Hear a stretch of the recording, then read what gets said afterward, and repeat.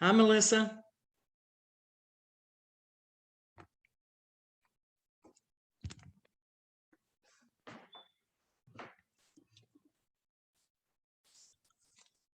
Mm-hmm.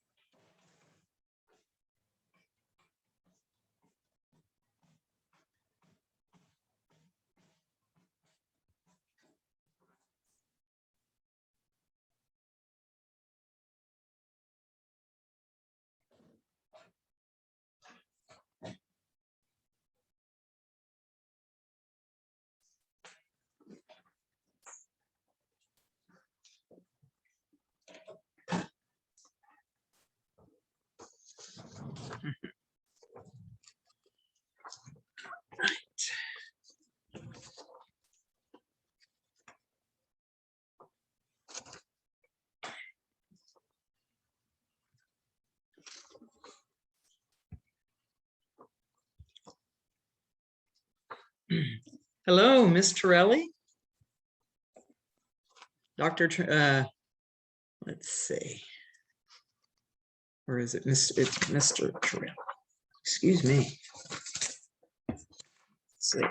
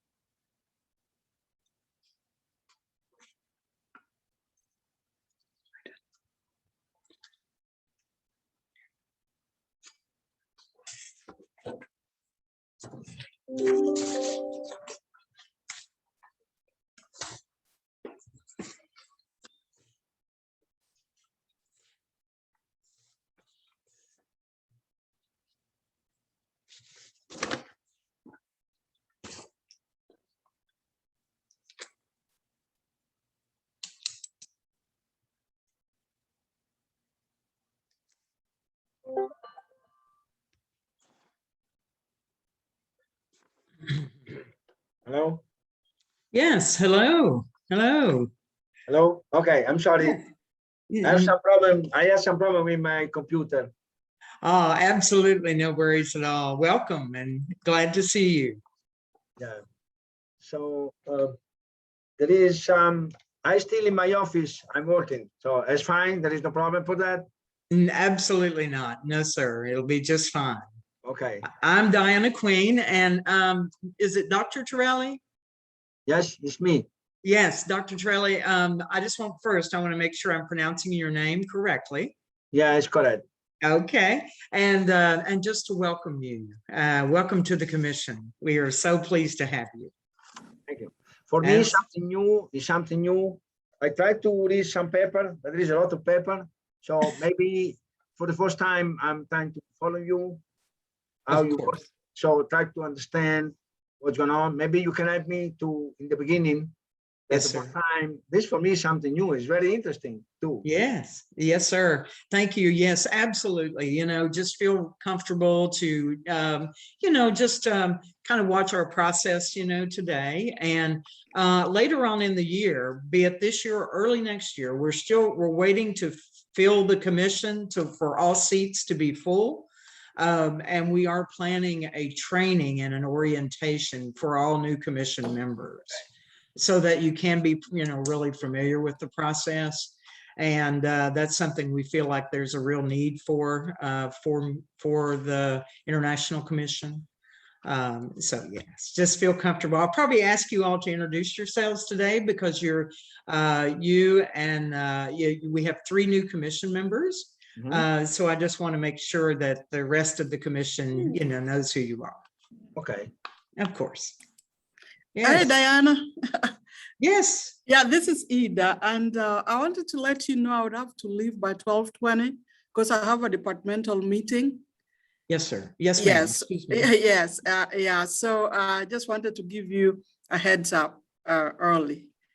Okay. Thank you so much. And may I ask, would you please pronounce your last name for me so I make sure that I pronounce it correctly, please? It's Otieno. Otieno. Otieno. Yes, so you pronounce all the vowels. Yes, thank you. So I appreciate that. It's Ida Otieno. Ida Otieno. Yes. Okay, thank you so much. Yeah. And I also just want to welcome you. You know, thank you for being a part of the commission. We're excited we are so excited to have we have 3 new commissioners, you know, joining us now as the commission has now grown to a total is still in the process of growing to a total of 28 members. So we just welcome you and appreciate your commitment and appreciate your willingness to participate in it. Thank you so much. I'm looking forward to working with all of you. Yeah, us as well. I know you all will add a lot to the commission. I see Dr. Brody is on here. Hello, Dr. Brody. Hello. Hello, how are you? Hey, Ida. Hello, how are you, Dr. Brody? Good. We're with Crystal, please. Oh, that's fine. Yeah, we go back way too long. Yeah, way back. Yeah. Very good. Very good. I'm trying to get this video thing going, but I'm in a place where it's a little, it's not clear. Yeah. We'll see how we can handle this. No, yes. Yeah, I need to. Diana, good to see you again. It's good to see you too, Dr. Brody. I am, you know, we both have had very busy summers, I know. So I'm glad you're back with us, and it's just good to see you, of course, you know, and right. And we have a good friendship, and I always appreciate that. And I regret that we haven't been able to get together this summer yet. So we'll do it. We're trying. At least, you know, certainly I am trying. So others should start to join us here pretty soon. So I was telling the new commissioners, Dr. Brody, that, you know, that just to be comfortable and follow along. And, you know, we are planning a training and orientation, you know, a little more later into the this year or early next year, because that is certainly a need, I think, the commission has had. Dr. Brody was the previous chair, one of the previous co-chairs of MEAC as it first began, and she had the tough job of getting some things on its feet. And that was never easy, as we know about starting anything up. That's always a big job to do. So that's how I got to know Dr. Brody. So Councilmember Sheehan, I see, has joined us. Hello.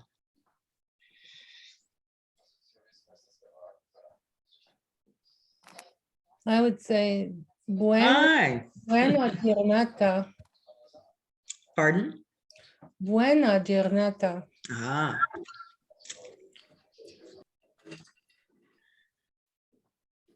All right. Now we have folks starting to come on board here.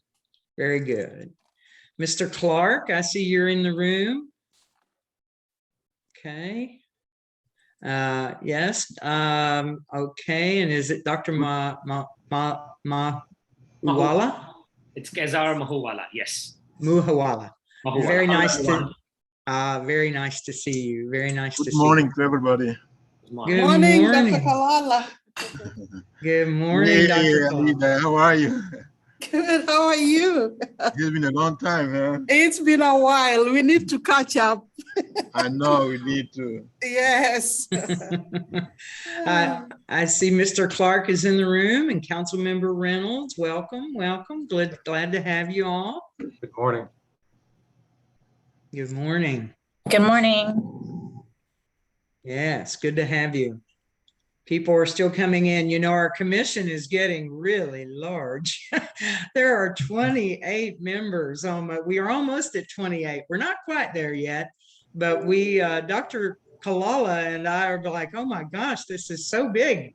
It's a lot of folks and a lot of people, but we're very happy to have you all. But it is, you know, a lot to make sure that we manage carefully. So yes, Ms. Martin, welcome. We're glad to have you. You are muted, Ms. Martin, just so you know. Okay, is that better? Yes, ma'am. Thank you. You're welcome, and we're so pleased to have you on the commission. I just wanted to welcome you. Thank you so much. I've been invited several times, but I was never able to do it before. So I'm glad I'm able this time. Thank you so much, and we're very pleased to have you. And what a beautiful background you have behind you. I want to be there, wherever that is.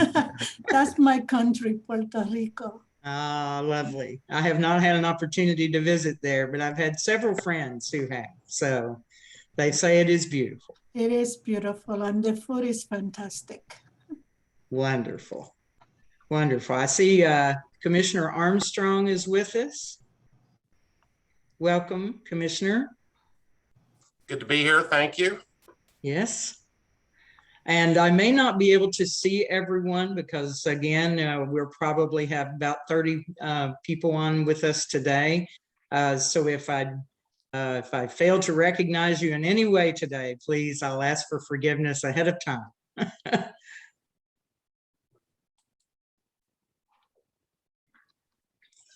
All right.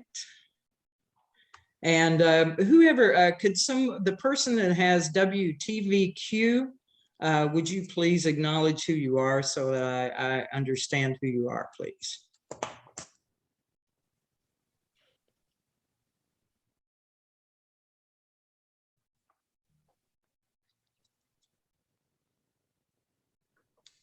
Hello, yes, we have a person from WTVQ. Would you please acknowledge who you are, please, so that, and just so we know, I always try to know about everyone in the room.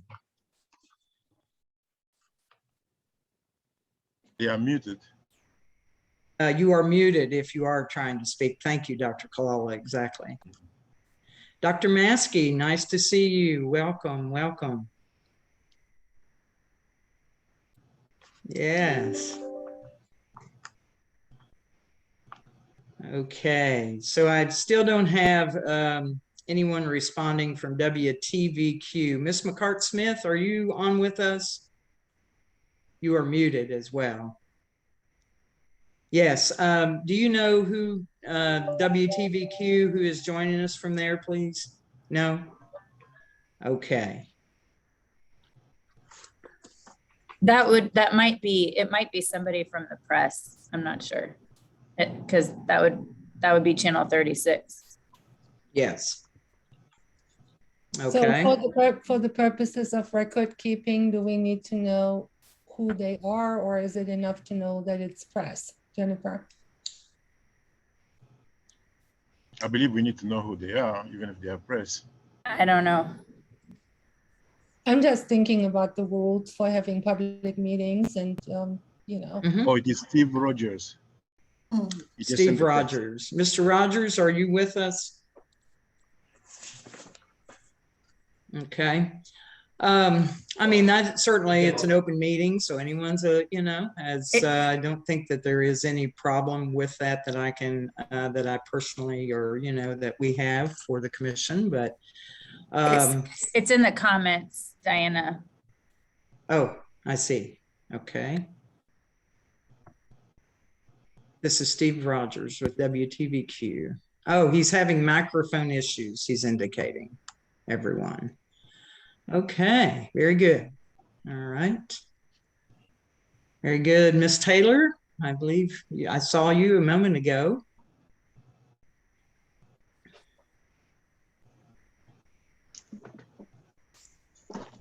All right, we will begin here very shortly. I want to give folks another minute and then we'll get started with our meeting. Dr. Tushan, I believe I saw your name pop up. Welcome. Mr. Wallace, welcome. Ms. Slaymaker, yes, welcome to you all. Okay, very good. Very good. I'm trying to keep up. Mr. Aqua, I believe, I can't see your head, Mr. Aqua. You may wish to move your screen down. Right there. Okay, yes, sir. Welcome. Nice to see you. Mr. Carpenter, David Carpenter is with us. I am so pleased to see you. So pleased to see you. Welcome back, David. Yeah. Thank you. I'm glad to be back. Oh, it's very good to see you. We have missed you. Okay, and then Mr. Ryan, welcome. Glad to have you here. Okay, very good. All right, I think I've welcomed as many as I can, and for the purpose of today, Ms. McCart-Smith, before we get started, I need to ask a question. Are you with me still? She has to dart in and out sometimes of our meeting here because of other telephone calls. Go ahead.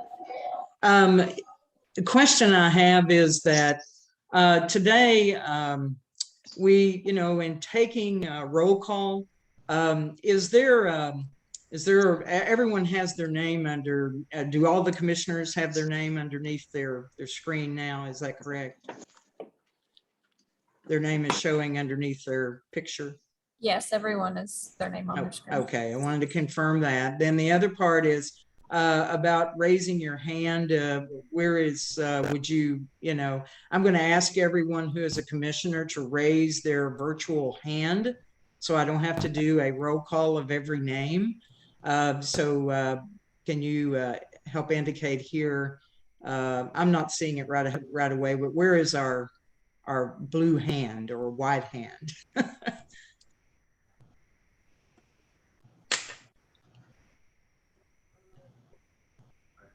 Is there a mechanism for that from your end? When they raise their hand, it shows up on their screen. Okay. All right. Okay. Everybody's got that. Okay. All right. We'll begin. I just want to make sure about those, a couple of things. Okay. So welcome everyone to the third quarterly meeting of the Mayor's International Advisory Affairs Commission, MEAC. And we're very pleased to have you. And we are looking forward to our meeting today. And once again, we have new commissioners that have joined us, have joined the commission. And we, you know, really welcome you and very pleased to have you with us. Additionally, today. We are welcoming back, actually, we're pleased to have Mr. Carpenter, who we haven't seen in just a little bit, but glad to have him back with us today as one of one of our committee chairs. So good to have those that have been away and now have come back this summer. So I wanted to, first of all, I hope everyone has had a good summer. We've been very busy throughout this year, and again today we're going to go through and talk about we're going to have committee reports. We're going to approve the old minutes. We are going to perhaps have a few motions today that we'll be voting on, just kind of giving you a little lay of the land, as they say, as we get started. So we'll bring the meeting to order.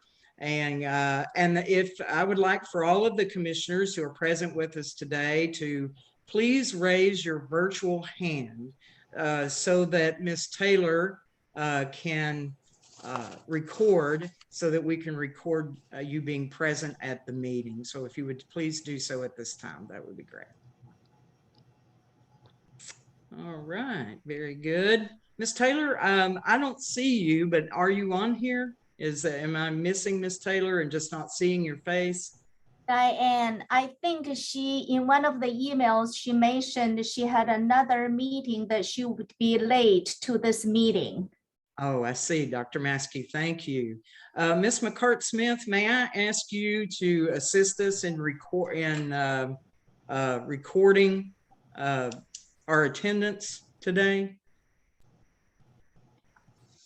Yeah, this whole meeting is being recorded, so we can get attendance from that. Okay, that'll be very good. All right. Thank you all for doing so. You may put your hands back down now, and we'll continue.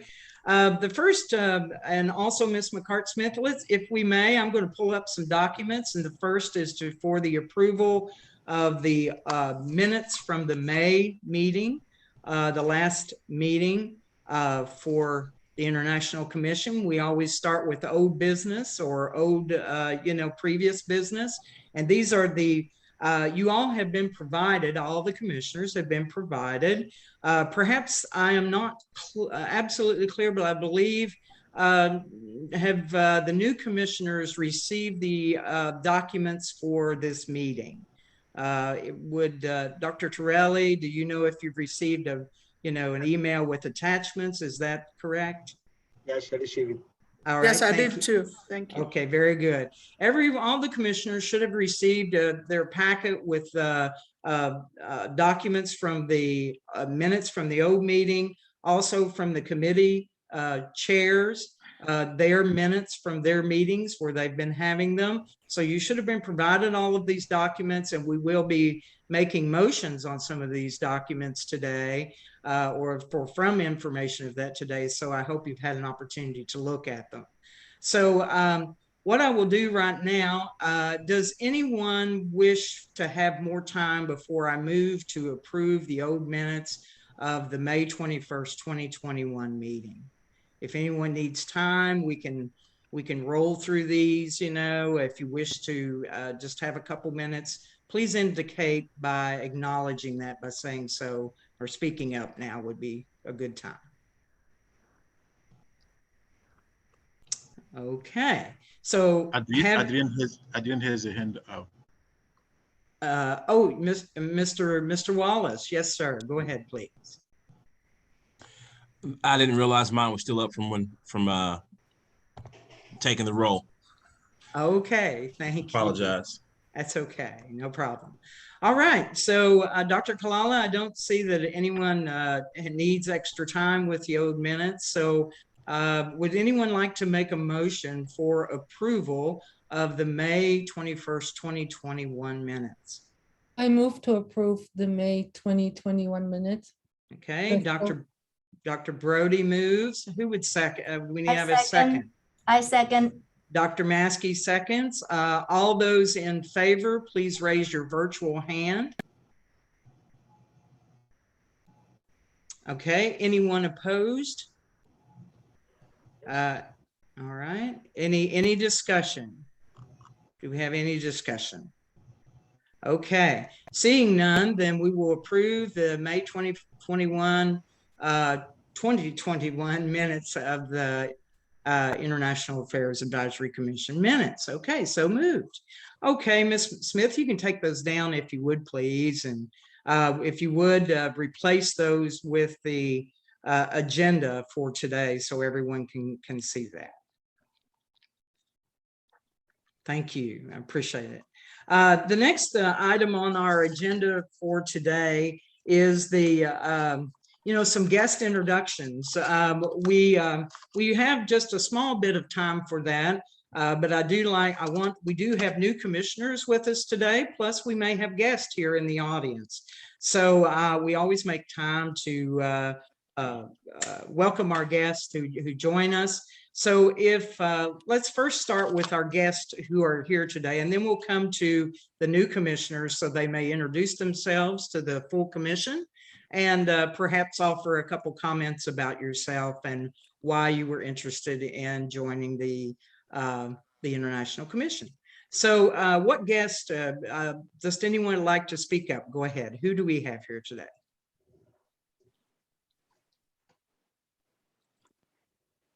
I'm a guest, thank you. Okay. I'm Buck Ryan. I'm working on an art competition at the University of Kentucky to address anti-Asian violence and sentiments. And so I'm hoping to bring it citywide and countywide at some point. And so I was in an earlier sort of ad hoc session. Oh, wonderful. Well, nice to have you today with us, Mr. Ryan. That sounds like a very important project for sure. Diana, Okay, go ahead. Who did I interrupt? It's Deborah Alexander. Did I interrupt someone? No, go ahead, Okay. Dr. Alexander. It's Deborah Alexander. I'm a retired diplomat with the U.S. State Department and came back to Kentucky a few years ago and was delighted to discover the Mayor's Advisory Commission on International Affairs. And I'm a guest. Thank you. Okay, good to have you here today, as always. All right, who else? Good morning, Jerry Clark. My company does employment-based immigration, and I like to tap in and kind of listen to what's going on in the community. Okay, nice to have you today again, Mr. Clark. Good to see you. All right, any other guests we have today with us? Ann Jean Wilson. I'm a regular guest. I'm a retired professor from the University of Kentucky. Wonderful. Nice to have you again, Ms. Wilson. Good to have you with us. Okay. Anyone else? I'm Julie Brock, and I'm a returning student at UK in the Russian Studies program. Okay. Thank you for being with us. Nice to have you. Diana, do you mind if I make a quick plug? I think, yes, I'm sure that'll be Okay. fine. Go ahead. It'll be I promise quickly. I have been working sort of nonstop the last week, 20 hours a day on trying to help evacuate and rescue a number of friends and family from Afghanistan. So I'm just asking the commission, send good thoughts and good energy and stay aware of what's going on. Thank you. Yes, certainly all of our hearts are thinking about the people of Afghanistan and the country as a whole. So certainly we've been following that. I've been following that on the news, and one of my students, who was one of my students for several years, is from Afghanistan, Murtaza Sharifi, and I've been in touch with him, and he's been trying to get his family to safety. So for me, it was certainly a personal connection to what is going on there. Thank you, Dr. Alexander, for that thought. And we certainly will keep all of those people in our thoughts and our prayers for them. Ms. Taylor, I see you here. Thank you. Good to see you. You and everyone. You have your office. Yes.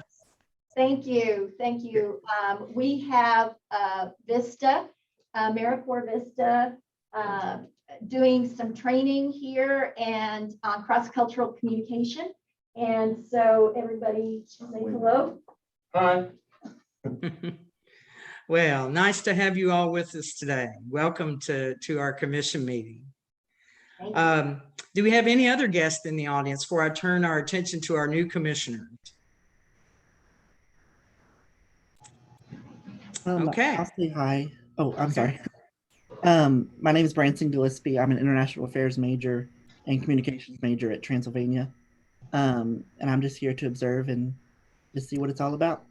Okay, welcome, Mr. Gillespie. We welcome you. Glad you are here. Okay. Dr. Kalala, I don't see any, you're not hearing or seeing anyone else. So we'll move along to our new commissioners. As we all know, yes, we are, let's also make sure about the time. We have about an hour to finish all of this. So we need to go as fast as we can. Yes, we are certainly going to be efficient with our time today. So the new commissioners are with us today. If you'll just briefly introduce yourself to everyone, so at least that people can put a face to a name. Great, and then we will move on to our next item on the agenda. So who would like to go first? I'll take the lead. Hello, everyone. I am Kezar Mahuwala, and I'm the new commissioner. Thank you, everyone. Thanks to the commission and thank you to the mayor's office for giving this opportunity to serve. A little bit about myself. I'll make it really quick, as Dr. Kalala said that. So I'm from India. I moved to US in 2011 and here in Kentucky, Lexington since 2016. And I bring with me a couple of experience of working back in India, serving as an chairman to the Indo-American Chamber of Commerce, where I really worked high level on bringing the business between the two countries, and also served at other couple of major positions at the national levels in India for different associations and chambers of commerce. So I would definitely like to work with this commission to develop the ties for our Kentucky and the Southeast Asia and other Asian and other immigrants also for us, so that we can develop the business and create more and more employment opportunities for all those who are coming over here and make them more independent. Thank you. Thank you. And thank you very much and welcome. Yes. All right, who is next? Who is the next our new commissioners? Well, I'll take the next one. All right, my name is Ida Otieno, and thank you so much for the invitation to join the commission. I've been a regular visitor, but now I'm officially part of the commission. I'm a professor of English and African Studies at Bluegrass Community and Technical College, where I've worked for the past 20 years. I've been involved extensively with the international refugee and immigrant groups within the Commonwealth of Kentucky, through the Kentucky Refugee Ministries, and also through our school, Bluegrass Community and Technical College. I also direct the Kenya Exchange Program. That is the only connection within the Kentucky Community and Technical College system with African universities, particularly from my native Kenya. I'm originally from Kenya, and I've been in the US for the past 25 years. So I'm an ally and an advocate for those groups I've mentioned, and I'm looking forward to working collaboratively with all of you to see that we provide necessary services that we can to our populations that is increasingly becoming diverse. So thank you very much, and I look forward to meeting each one of you and your passion and interests, as we serve the Commonwealth. Thank you very much. Thank you, Dr. Thank you, Otieno. Ida. Ida and I have a long history. We teach at the same school. So wonderful. And it's really? Ida, not Ida. Yeah. Dr. Ida taught me at BCTC. I'm really elated to see you here, Doctor. Welcome. Oh, she thank was you. My teacher at BCTC. Oh, I hope I was good to you. Yeah, you were very good. Thank you. Very good, very good. Now, who else do we have, I think, one more or two more. I'm here. My name is Fabrizio Tirelli. I'm Italian. And I'm here because my company for 15 years, the company produced porcelain tile. I'm chemical engineering. In the meantime, I'm also the consul correspondent from Kentucky. I work for the University of Kentucky to make a visa for the student, make a semester, and they like to study in Italian university. We're working very hard to bring American people, especially young people, to learn our culture and our design and our style and everything. This year was difficult for the pandemic. A lot of students have to change their schedule, but we start again. Now we can go to Italy. Everybody can go to Italy without quarantine, and that's pretty good. This year already made 70 visa for students go to Italy. That's very interesting, and that I like it. So my main job is working for technical developing, for raw material, for design, for tile, Italian style. Business is very good now. I hope the pandemic finished because we are really, really sad about a lot of people lost in America, in Italy, in India, everywhere in the world. It's so bad. So we'll be good. We're working hard, and I like to work in this commission to try to help people understand the different culture. And if there is some problem, to solve problem, people need help, immigration or everything. You know, bureaucracy and paper is always the problem. And anything we can do for help people in our community, even if I'm not American, but I like to do this. We welcome you and thank you so much. Thank you so much for being a part of the commission. It's very interesting. Who else? Miss Martin, right? Yes, good morning. My name is Rosa Martin. Oh, hello? Yes, can you hear me? Yes, I'm sorry. You just had some interference, Okay. I think from somewhere else. My name is Rosa Martin. Like I said before, I'm from Puerto Rico. I've been living in the United States since I was 14 years old. I've been working here in Kentucky with the Latino Hispanic community for over 30 years, wearing many, many different hats. I started the first lay health program, promotoras program here in Lexington. We had about 18 classes. That was like, we've been doing that for about 20 years. Right now, I work for the University of Kentucky College of Nursing and a co-PI with a research program with Dr. GMT, doing research on the Latino community on diabetes and heart disease. I'm also the director of the program. I'm really happy to be here. I know I've been trying to be in this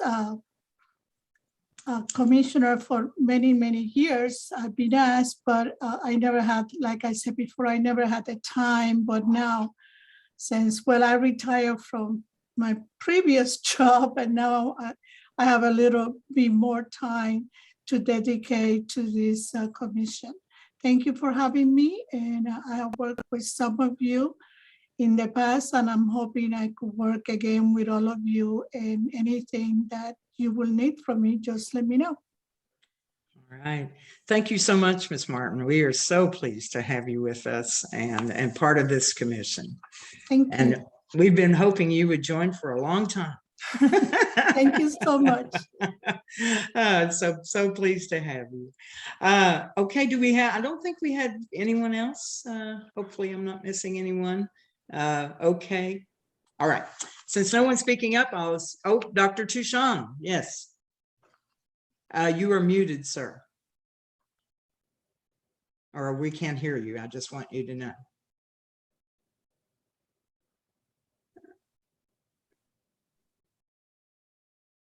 Okay. Maybe we'll come back in just a moment, Dr. Tucson, once that you have fixed the audio there. All right, next we welcome all of you, the new commissioners. Just to mention to you very quickly, Dr. Kalala and I over the last several months have been talking about training and new orientation, and I've already had a couple questions about that. So just to share forward, there is one that we are working on now. We've been kind of the goal is to have waited long enough to onboard all the new commissioners. So that is a part of the agenda today. I'll not mention much more, but it is in the works. So just so that you have some comfort in knowing that one is being prepared and planned. and that that this will help you have a better orientation, to the mission and the goals and the roles that everyone plays on the commission and how the commission really functions, overall. So just want you to know that as a quick note. Next on the agenda is the just remarks from Dr. Kalala and I. And I would, since I'm already speaking, I want to say to everyone, this may or may not, we'll see how this goes, be my last time in being one of your co-chairs for the Mayor's International Commission. I have been a part of this commission for 6 years, and I want to thank you all for, just the great opportunity that this has been for me. I have made great friends here. I have learned so very much, and but I have accepted I have an organization that I run already, that's Kentucky Center for Restorative Justice, but I have accepted also recently a part-time appointment with the Finance and Administration Cabinet as Deputy Inspector General, and I, because of that appointment, I have, I just have to make some decisions, and never easy to do, but my renewal for my commission appointment, for this commission's appointment, concludes on August 30th. And, but I am going to stay in place until we transition with another co-chair. So I do want to just share with you all that, but just to say thank you so much for this beautiful opportunity that I have had to be a part of this commission. Dr. Kalala, do you have any comments that you wish to make before we move on? Yes, I would like to take this opportunity also to thank you very much. I have come to know you, and you a great person, and I hope that you still have some time to help us with this commission. I don't want to take much time for that, since we are rushing about time, but I would like to really acknowledge that the more I have come to know you, the greater I appreciate you. Well, thank you, Dr. Kalala, and that is mutual, absolutely mutual. I've enjoyed co-chairing with you, and feel like that I've got a lot of wonderful riches to take with me as I kind of move forward. So thank you. Okay, any other things? Now we are going to the next item on our agenda is that we have already approved the previous minutes of the meeting. I think I've got out of line there on the ordering, but the next we are going to talk about the orientation and training. And just very quickly, Dr. Kalala and I hope that by January we will be ready to go. We have considered September and October for an orientation and training, but I still believe that we have more people to add to the commission, and we have been patiently trying to wait that out until we have everyone on board so that we could offer that perhaps a couple times a year was some of our thoughts. I know that the outreach, I believe, committee or the executive committee has talked about the training and the orientation, and they may have some other thoughts to add about that. If you would like to offer that, if you all have some input that you would like to provide about training and orientation, or certain needs that you feel like we need to take in consideration, we welcome any thoughts that you all have as commission members to what you might find valuable in that. And yes, Mr. Mahuwala. Yeah, so I was just going through the points given on the Outreach Committee third quarterly report from the August 6th. And I really like the ideas that have been there on this particular document. Just a small input from my side, what I was thinking is, considering the international festival point that has been included in this, considering the demographic of all the international communities based on the country and religion, what we have, creating the festivals, how about if we identify all those groups who are very well established, and if they have a celebration of their own, we as a commission, we try to connect with them and go, so that if they have their own setup ready where they are celebrating their own festivals or some special days of there, and if we go, we can have much more better inclusion of them. together. Okay, thank you. Thank you for that comment. We may wish to talk about that. Let me ask Dr. Maskey, will you be talking about that in your committee reports, in regard to the outreach committee? If so, we can circle back around there. Yes, Diana, I plan to mention that idea that came out of our committee later in my report. Okay, thank you. And Mr. Mahuala, if you can please, hold on to that thought, and we'll circle back around to that and connect with that here in just a few moments. Okay. All right. Anything further, Dr. Kalala, anything here further as we talk about training that I have not included? No, you have covered everything. All right. So also, there was a request, and before we move further, there was a request to talk about, just quickly to mention, this is Ms. Taylor. I believe that you had requested that we relay on to the commission about the international business, small business related information regarding small business recovery from Commerce Lexington and from the World Trade Center. There was a couple quick pieces of information. We do have a committee that is central about business, but we're going to talk about something different in relation to that committee today. But so just for information sharing from the chairs here, I think it's most efficient that I generally just kind of read some of this generally, but the Small Business and Economic Recovery Grant Program reopens. I believe it already has reopened. And after kind of a brief hiatus, the Lexington Small Business Economic Recovery Grant Program application portal reopens July 27th. That's when it reopened. So Commerce Lex Incorporated has been managing the grant program through access to small business loans and financing. And through the programs, eligible small businesses are able to apply for a $25,000 grant based upon sustaining or increasing employment or on payroll within 1 year following the grant. The main difference in this economic recovery program is that small businesses will have benchmarks to meet for additional employment or payroll. And companies that do not meet these benchmarks will be required to pay back the grant based on a sliding scale related to their performance. So there is a place for, that's just an announcement. So there is a $25,000 grant provided by Commerce Lexington. Please push that out to your community, to your small business owners, and let them know. The other piece of this is from the World Trade Center of Kentucky. And the announcement about that is that the grant funding is available for small businesses looking to export. Small businesses in Kentucky looking to begin or increase their export opportunities are encouraged to apply for the State Trade Expansion Program. And that's the acronym is STEP, S-T-E-P. For more information, you can go to the World Trade Center website and get information about that. So I just wanted to, as part of the chair's announcements, then I wanted to share that forward. Anything further, Ms. Taylor, on that before I proceed? Is that all that the commission needs to be aware of?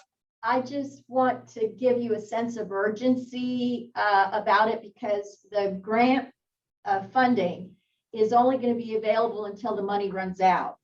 And it's been up quite a while. My sense of urgency comes from calling different international businesses. And I had a group of 7 people here last night. None of them had heard about these were restaurant owners that had 3 different restaurants. They had construction companies. And so my ask to the commissioners is, please get in touch with community leaders that know the business, small business owners, and let them know this funding is available right now, but it may be gone very quickly. These are not loans, these are grants. So please get the word out. I'm afraid that it's going to close before anybody even hears about it. Okay, thank you so much, Ms. Taylor, for that update. So let's try to get as many businesses. If you know folks, reach out to them. Yes, Councilmember Reynolds. Thank you. Actually, I had a doubt about it, if it was still open, but Ms. Taylor, was your impression that it was still open and there was still funding currently? I checked with Tyler and also with Mr. Is it Tyra? He is in charge of it, and he said it was still open. Okay, great. Thank you. As long as the application is up, it's open. Okay. Now, there's no guarantee that applicants will get any money, but please apply. Okay. Okay, great. Thank you. All right. Okay. All right. So moving on, Dr. Kalala, anything before I move on? No, there is nothing else. Okay. All right. So the next item on the agenda is the, we have already welcomed everyone, for the expansion. We've let you know that the commission has expanded, and certainly that is very exciting for all of us and we also want to let the new commissioners who are have joined, that part of the responsibilities for being on the commission is for you to join a committee. So we do have, you're getting ready to hear from committee reports from our committee chairs and co-chairs. So, get familiarized with what each of these committees do. Perhaps in the names associated with them, reach out to them, decide where you believe your skills and knowledge, education can be best applied. And I'm sure they will welcome you to join one of their committees. So we will now kind of turn to committee reports, and we will start with the Outreach Committee. And that is Dr. Maskey and Mr. Wallace. So Dr. Maskey. Thank you, Diana. And my co-chair, Mr. Wallace, please chime in anytime. Okay, I'm not going to take too much time because this report has been sent out by the co-chairs to the commissioners in the email. So hopefully all the commissioners had the time to read through it. I just want to highlight a few points. One of them actually had to do with our new commissioner, Mr. Mahuala's suggestion. So 2 items. One is on, we had worked on the specific plans for the ambassadors program as a call for a more specific steps. And so our committee took the opportunity to discuss in our last meeting on the specific plans. One of them I wanted to highlight. I know that also, let's see, our great Maryland will also have a very specific plan already also sent out. So I'm not going to go into details. So one thing I want to highlight is to bring together an international festival, or maybe build upon the city's existing inclusivity or diversity festival to Lexington as a goal and as a base to identify potential ambassadors in different communities, and also use that international festival as a sort of a program to kick off the ambassadors. I know we can't call program the ambassadors initiatives. So that is one thing that I think the commission had talked about before. We have all these community members here also, because we thought Lexington had that base with the previous, in the spring, the large St. Patrick's Day parade, and also the Latino festival, and all the different communities had their individual festival or activities, annual activities. There may be a time to bring everybody together. So that's an idea that was raised, put forward by my outreach committee. And the second idea actually was that the ambassadors could also, the new ambassadors could also play a great role in help organize the festival. Or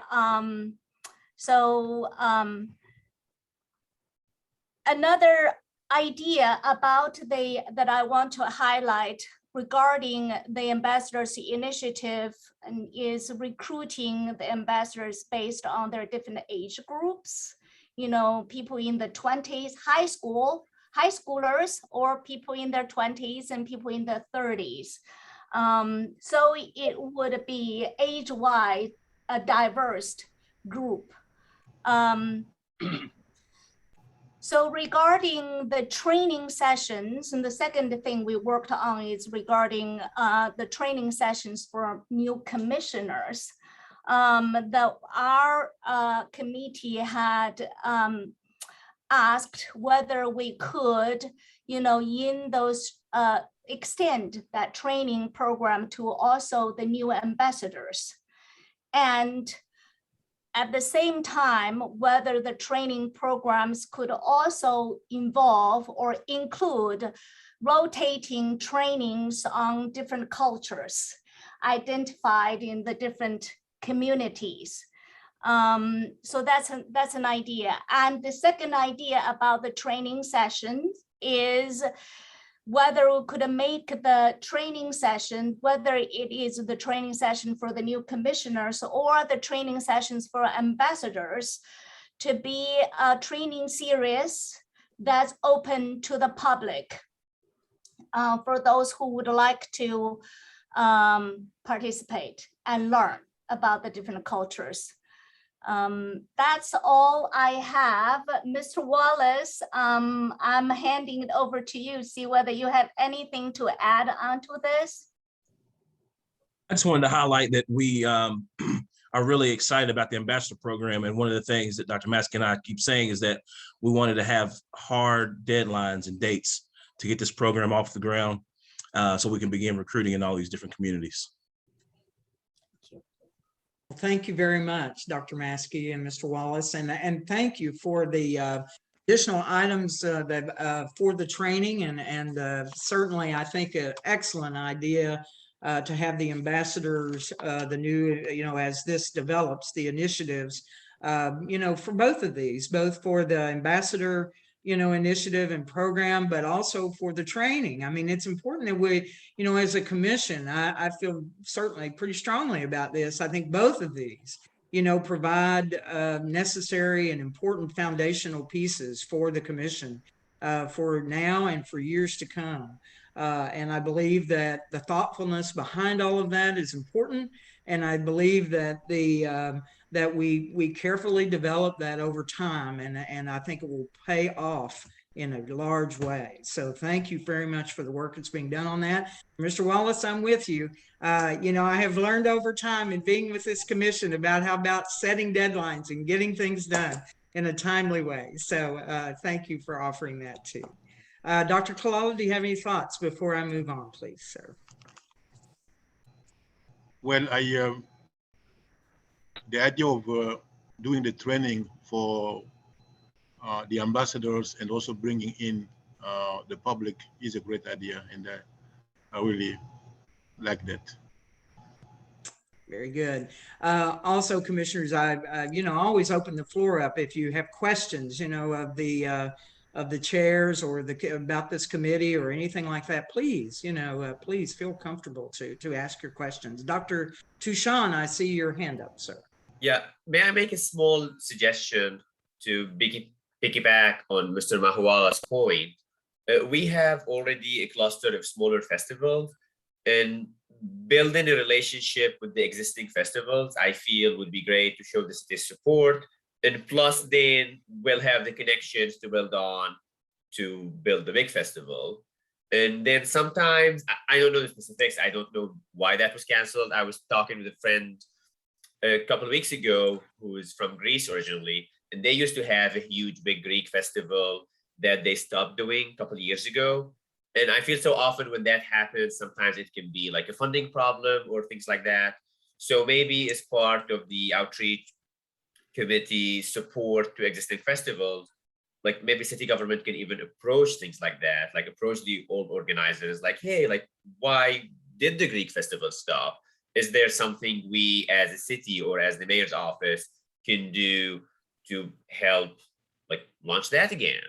I know our church, like the Eastern Orthodox Church, that have a lot of Eastern Europeans and a lot of Middle Eastern, they have like a big festival too that, you know, attract a lot of people. I'm not sure, I don't think like mayor's office representatives as much. So again, kind of tacking to those existing festivals and building connections with those organizers to help launch the bigger festival would be a great idea.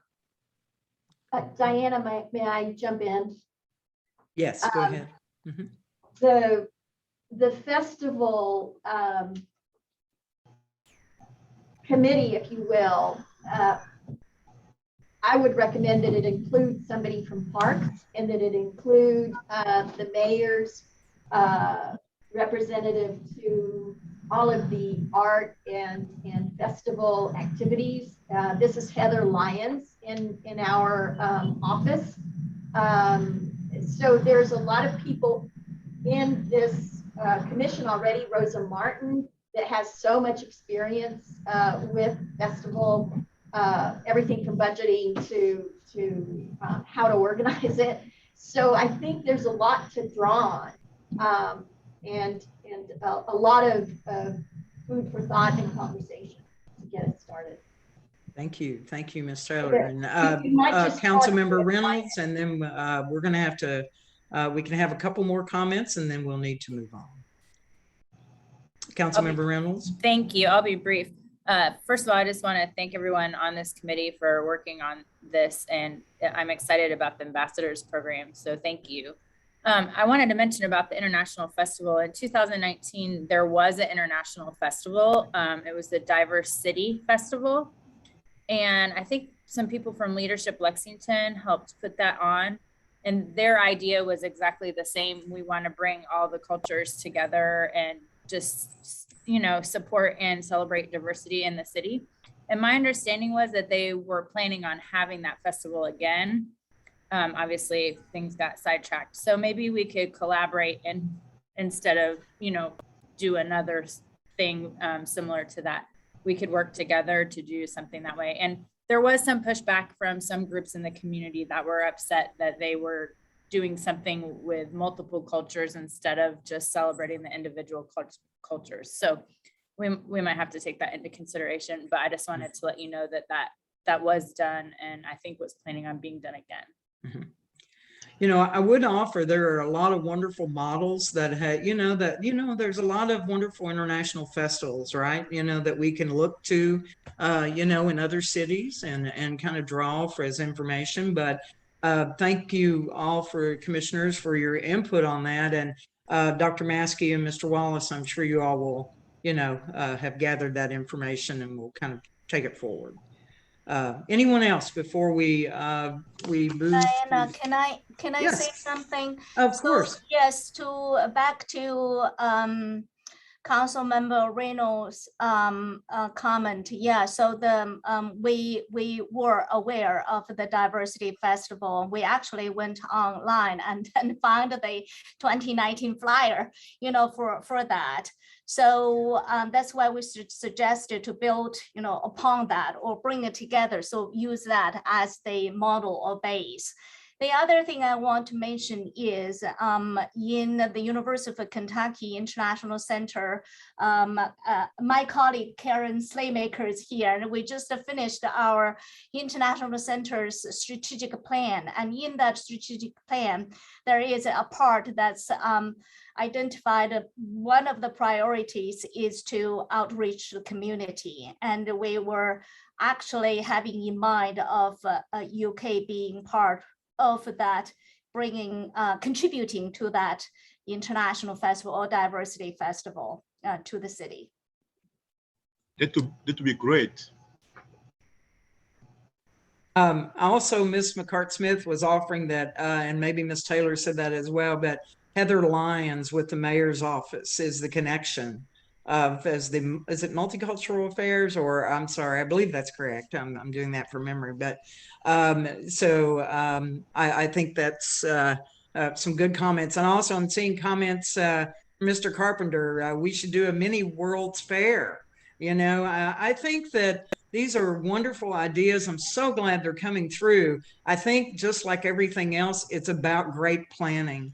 It's about intentionality and great planning and kind of a disciplined focus on what the outcomes would be and what connections, the deeper connections that would make for the international community. So I've only offered those quick comments about that, and to say that if you have interest in this, and this, you know, is touching on something that internally feels right to you, I hope you will join the outreach committee.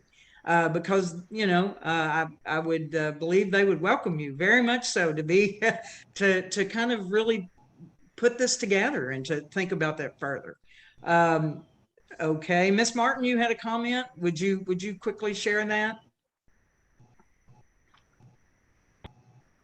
I was just saying that I've been working with Festival Latino since the beginning.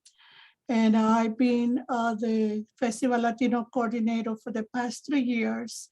And I'll be happy to share or to help in any way I can. I think it's a really great idea.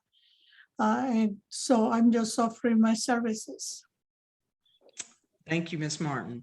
Okay, so I think we've had some focused discussion on that. I believe, is there any motions that are going to be coming out of today? Dr. Maskey, do you need any to make any motions today before we move to the next committee report? Yes, I would like somebody to motion it. I guess I did the report, and I shouldn't be the one who took the motion. Right. Can you, yes, go ahead. If you can just perhaps frame the motion for us, and then we'll ask for someone to make, you know, or what would you like to have approved? Okay, would anybody, would any commissioner would like to motion to approve the outreach committee's report on the specific steps of the ambassadors' initiatives and also the training program? I move to approve the entire motion as stated by Dr. Maskey. Okay, move to approve. I have a second. I second. Second, Dr. Mahuwala. Mahuwala. I'm getting there, Dr. Mahuwala. Bear with me.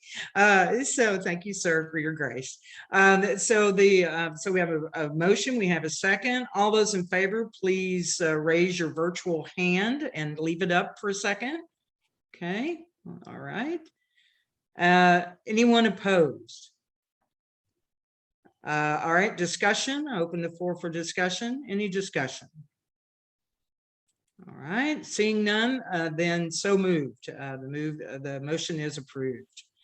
All right, now we'll move to the next committee report, which is the Immigration Issues Committee, and this Ms. Daniel and Mr. Basler are the co-chairs of this committee. And also, just before you begin, I wanted to include that you know, I hope you're going to include some discussion about the response and, you know, to evictions moratorium. Ms. Daniel, my intention about the agenda today was just to include that in your committee report. So just to mention that as we move for your committee. Go ahead, please.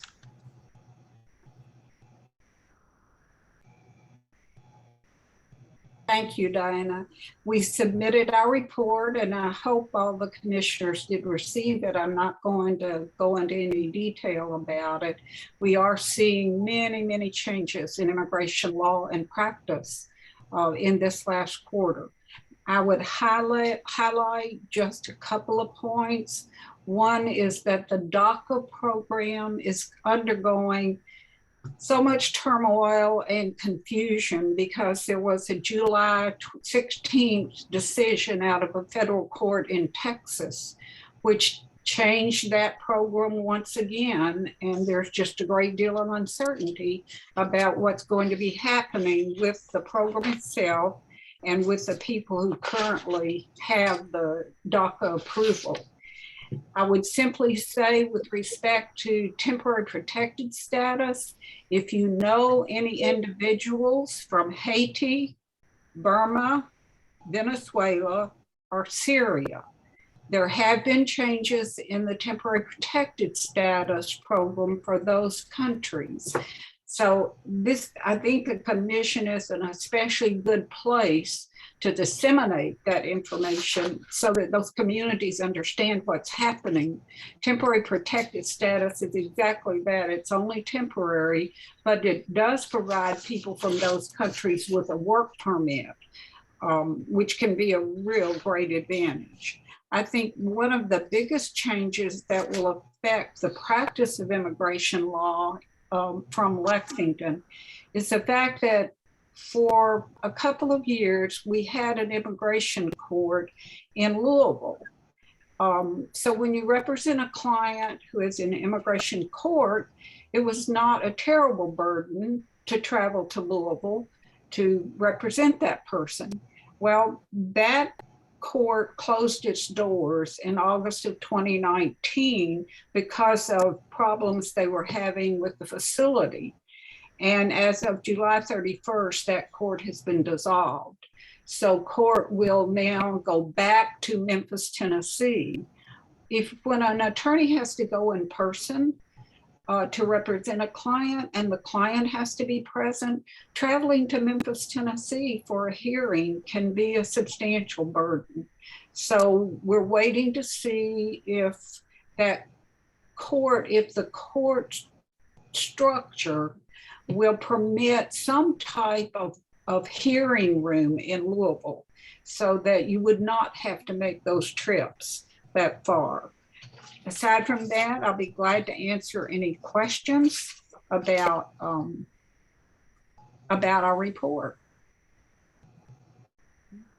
And then I'll be glad to talk about eviction.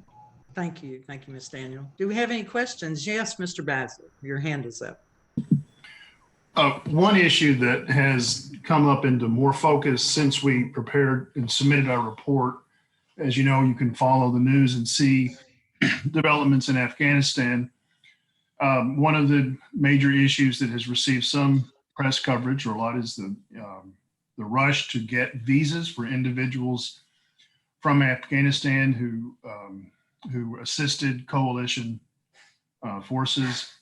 In addition to affecting Afghanis who need visas to come to the United States, it's also had an effect on the processing at other embassies and consulates in the region.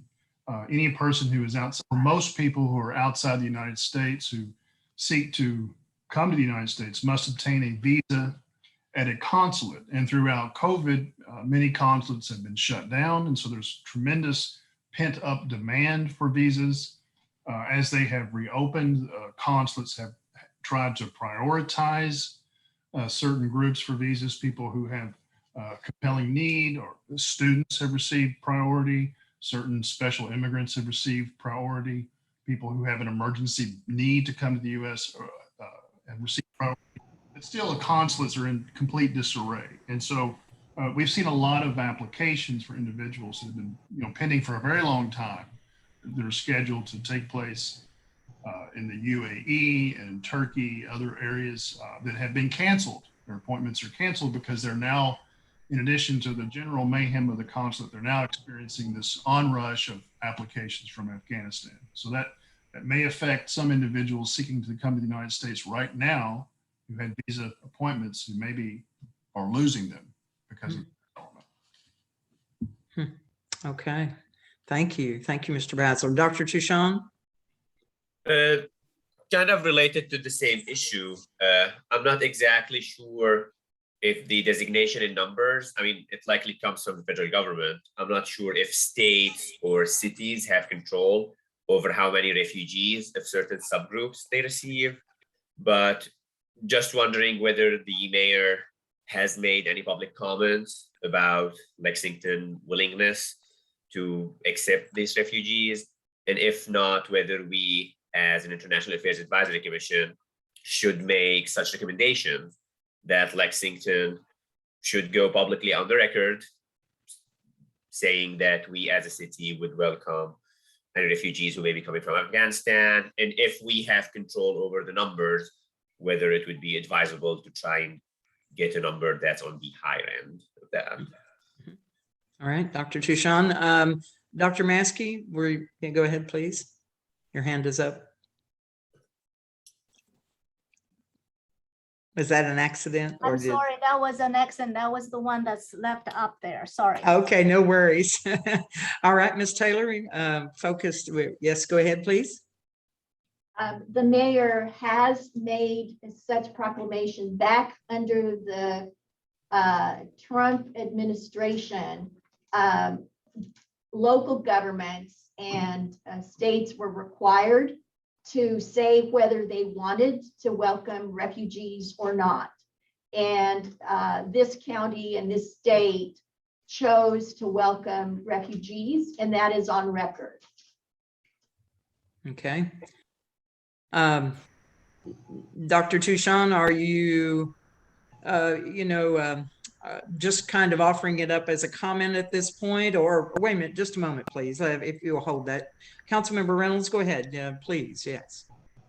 My understanding after talking recently with Kentucky Refugee Ministries is that every time that they needed to have refugees resettled under the Trump administration, like Ms. Taylor said, they had to have the cities write something.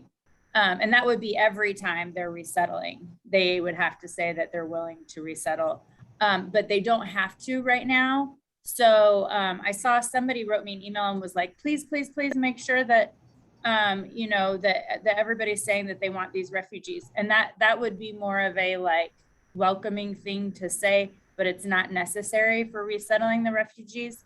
And then the refugees that are coming, that we know of, are coming through KRM, and they can only accept a certain amount, if that makes sense. Okay. Dr. Tushon, does that satisfy a comment there for you?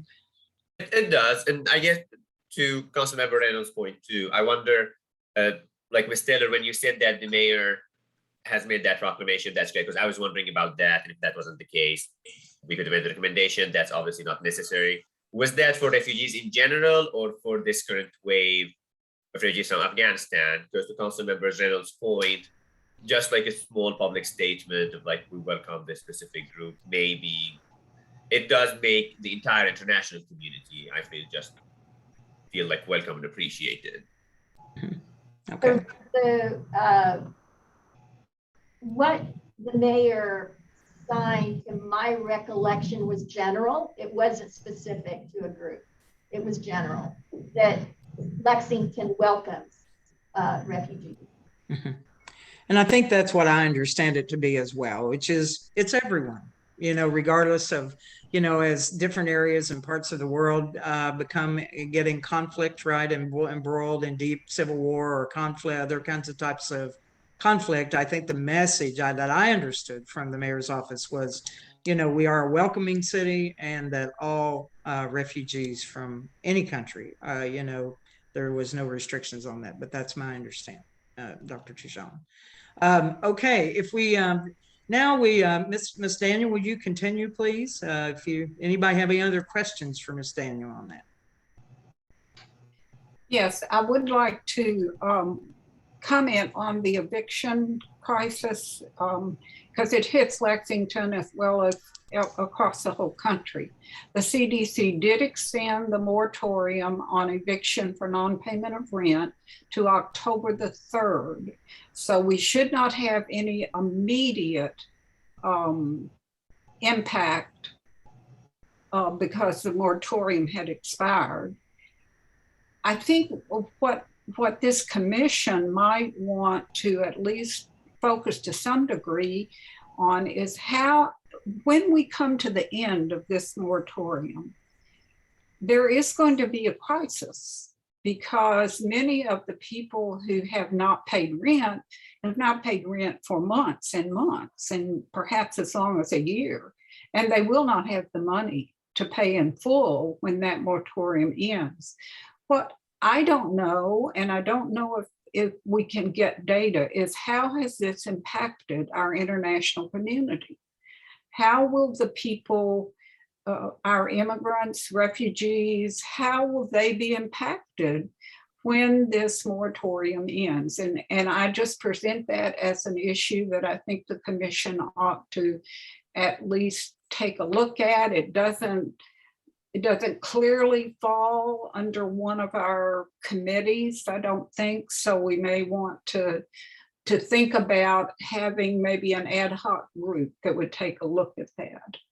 The other thing I'd like to say is I'm really pleased to advise the commission that the Immigration Issues Committee has 4 new members. We have who will be joining us at our next committee meeting. Sean Markham, who is an attorney with the Neighbors, an immigration attorney with the Neighbors Immigration Clinic. Leah Engel, who is the program director and an immigration attorney with Maxwell Street Legal Clinic. Art Crosby, who's the executive director of the Lexington Fair Housing Council, and Shannon Church, who is an immigration attorney in private practice. So we're really pleased to have those 4 new members on our committee. Thank you. How many members do you have now in total? I'm sorry? How many members do you have now in total? We now have 13. Oh, that is good. But that Isabel is also on our committee, and I haven't counted, it'd be 14 counting Isabel. She's on all committees, Isabel. Yeah. Very busy with all of us. Thank you, Ms. Daniel. And I guess to your point about the moratorium, when is the moratorium date set to expire, please, again? October 3rd. October 3rd. So that is very short, before our next commission meeting. I guess I would like to know, I know you have saying, does the commission want to take that up and what do we do about that? I think that we either have to put that into a committee, perhaps to formally, that could be one direction it goes. We determine what committee would be best suited to address that, or the commission as a whole could make some policy recommendations, perhaps. Did your committee, have a direction in which they felt it would be good for the commission to go? We haven't discussed this in committee, but here's a possible suggestion. And Isabel, this would require your consent. We do have an intern for our committee, Mahir Kale. There are places where immigrants and refugees can get help with their rent, and one of them is through the city funding. I'm wondering, Isabel, if Mahir might do some research for us and determine where are the sources of help with rent, as well as maybe contacting the eviction court and see if we can determine in any way how much immigrants are impacted. I don't know if the courts can help us with that, but would Mahir be able to handle some research like that? I would ask Mahir if he has the time and the inclination. Mahir can let me know. I do need to fill you in a little bit on the, there is a grant-funded group at Global X that includes the Department of Social Services, but it includes 3 or 4 new hires working on helping people with rent assistance. It's federally funded. It's part of the COVID-related funding. I want to tell you that the city is also working very, very closely with Community Action Council.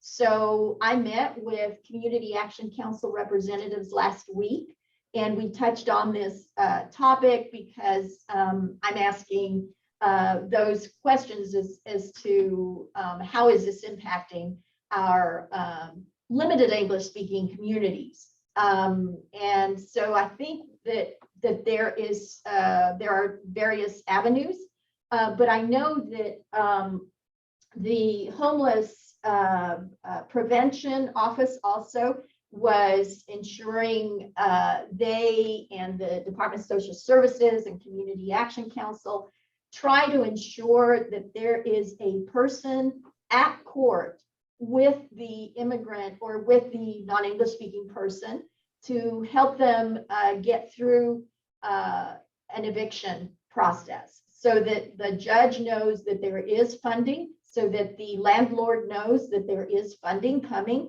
And so they work a lot with the landlords too, to help them. There are programs to help the landlords. So, and also I want to add to the group that the mayor's office, the mayor and the administration are working on a new division. And I don't have a lot of information on this, but you can probably go online and get a really good inform on this. But they're opening a new division. My understanding is on housing, affordable housing, and so this is a long-term. It's one of the recommendations from the Equity, Justice and Equity and Racial Equity Commission. And so they are moving on a lot of the recommendations, and this is one of them. So Isabel, maybe the role of the commission would simply be to disseminate that information to our international communities. Absolutely, we need help in advising people that there is assistance and in as many languages as possible. Now, at Global X and in the city's website, we have that information up there, and we have it in various languages, but we also send it out through the news media, through the radio stations, and through the Global X newsletter. But still, we need help. Well, so would it be possible for Mahir to do a compilation of that information that we could also put on the MEAC website, and each of the commissioners could take that information and try to disseminate it as broadly as possible? I think that's a good plan. Hi, this is Crystal. You know, every time Isabel sends something out, and she's so good about sending everything out, I forward it to my channels. But sometimes it would help to have like a little elevator speech, 1 paragraph, condensed version of something we can push out, you know, because a lot of people don't like to read really long messages, you know, something that piques their interest, just a little pitch. We could get something like that.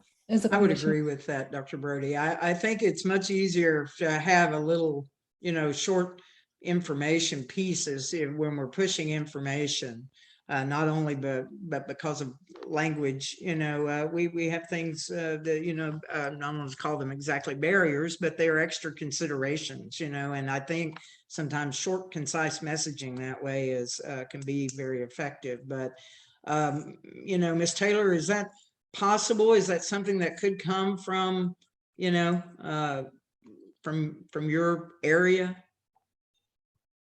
Every time we send a message out, we do at least a lead sentence on it. We have just the sheer number of messages that are going out. we have to prioritize. And the good news is that I think I'm getting some administrative help. And so we will have a little bit more staff. Please remember, there's just 2 of us right now. And so we do the best we can in sending this out. And we really need for people to contribute their connections. And we try to make it at least the lead sentence. Okay. Assistance for housing. So we really don't always have time, where sometimes we're having to translate all this documentation for the different programs, et cetera. So my apologies, but given the current amount of information and the current number of staff, we're just doing the best we can. Okay, that's not, I fully understand that. So I'm trying to get to a place of, you know, what action needs to be taken here. That's really what I'm trying to distill this down to, which is how can we address this? How can we get the message that, you know, the conversation is wrapped around, we need to get this information back out to communities and to have that information concise and distilled. Who would be the best organization, entity, person to assign to put that together? Does anyone have an idea about that, or what? Is that what you're getting at, Ms. Daniel, I think is? Yes. Is okay, so what action can we take? Dr. Touchon. I mean, it's not one organization, but in my experience and from the population I work with, there are a couple of good organizations. Obviously, KRM service a lot of the international community who are usually low income. I know the Nest, they have been helping a lot of families with utility bill during COVID.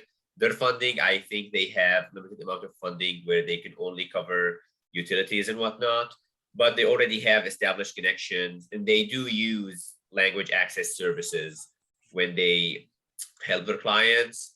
And so making sure that they're aware of that information. So if people approach them asking for help with rental stuff like that, they can at least point them to, here are the resources, here where you can go. So kind of connecting probably like Maxwell Legal Aid, kind of those community points that they're already in the business, quote unquote, of helping that population that's more exposed to the risk of this, making sure that once we have the resources and the master list of all the resources distributed to those organizations, make sure they have them. So that's suggestion on this front. And then I had a question actually for Ms. Taylor. I know Ms. McCarthy-Smith thankfully put like a link for the housing stabilization program. If families needed help, like after they get those resources, they need help with the application process for things like that. Is Global Lex the place that they can go to? If not, are there other places where now they know the information, they just need help filling out the application? Like, you know, seniors, usually they go to senior centers, for example, to do that. Where does the international community go if they need that type of help to get like one-on-one in-person help with applying? Both Rania and I have been helping people to fill out applications, but the sheer number, we're connecting with people in like Dolores in the Department of Social Services that speak Spanish will help us more than you can imagine. And also Community Action Council has bilingual people. And all three of us have a language assistance through Language Line. So if necessary, I will use Language Line to help someone fill out. The form is very short. So what takes time is explaining to people that it needs to fall under the COVID umbrella, that they need to be able to prove that they lost their job or whatever, right? So it takes time that we're spending with the individuals. Our work cells are out there in the community. So people are reaching us and we'll take a call. And if we have a moment, we'll sit there right then and there to fill out the application. But if we can't, I will ask them to send me their email or their cell number, and I'll send it to somebody that can handle the application immediately. Okay. All right. Thank Dr. you. Dr. Tushan and Isabel, you all have, I think, listed a number of places where people can go for help. And I think that's what we should be after, is a compilation of all the places people can go for help. Some places for payment of utilities, some places for payment of rent, some places for food, some, so it's just, I think, a little overwhelming to immigrants to say, okay, here are 12 places you can go, and they don't know how to get in touch. If we could just compile that information into some type of listing of resources, then we could distribute it. And I think this would be an excellent piece of information for Councilman Reynolds and Councilman Sheehan to distribute in their newsletters, so that perhaps if all the council members had that compilation, they could distribute it community-wide, and it would get to the immigrant communities as well as the American community.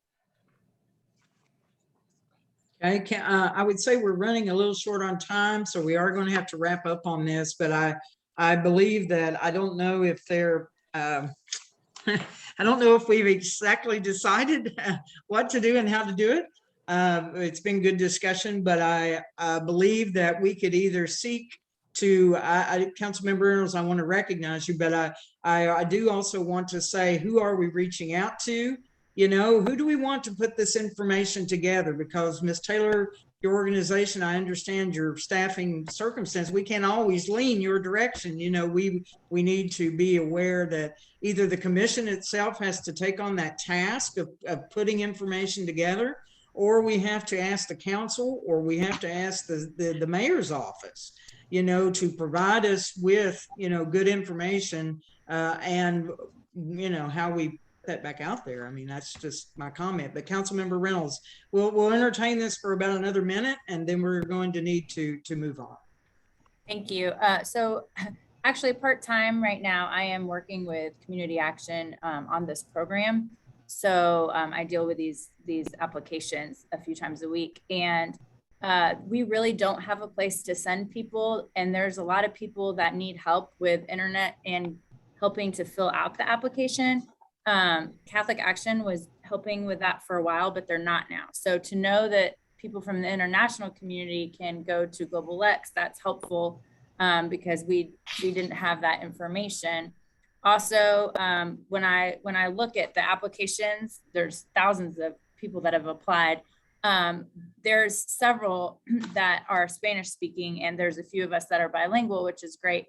But there's not a lot of people from the international community overall and from other groups. I know occasionally there's been Congolese. So I do think we need to get this information out more widely. So well, thank you. Thank you. Thank you, Councilmember Reynolds. So in the best interest of time, it sounds like to me, Ms. Daniel, are you complete with your report before I? Yes, I am. Okay. Is to say that it sounds like Dr. Kalala and I need to do some research, figure out where we're going, the commission can, connect to be able to gather this information together so that it can be disseminated, right? Dr. Shushan's point, I think, is excellent about it. It does have to have all these touch points. That's exactly right. All these organizations and touch points, you all have made wonderful comments about it. So how about we say that Dr. Kalala and I will, Dr. Kalala, if you're in agreement with this, or do you think it sounds like a plan that we do some research here to figure out how we can best serve the international community, what we can do to get this information? I am in agreement with that. Okay. All right. All right. Without any other comments, thank you, Ms. Daniel, for that. And everyone should have received both of, anytime we have committee reports, we're trying to be disciplined in making sure the whole commission gets them. So if you do not receive something at any time, please let us know, because we have a big list, and we've got to make sure everybody stays on that list, so we make sure everyone receives information. Okay, moving on. Next we are, I know that that the Emergencies and Public Health doesn't really have a report for today, as I understand from Mr. Aqua. And Mr. Aqua, I want to give you just a very, since you don't have a report, we want to try to keep that very brief. Do you have any brief comment you would like to make today to the commission?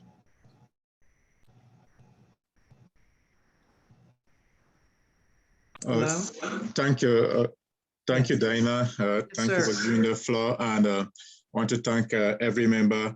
I just want to make known that the Emergency and Public Health Committee, we have met 3 times, and we have mostly talked about the pandemic, and we're going to concretize something to prepare for this General Assembly in our July meeting, which with some hitches did not hold.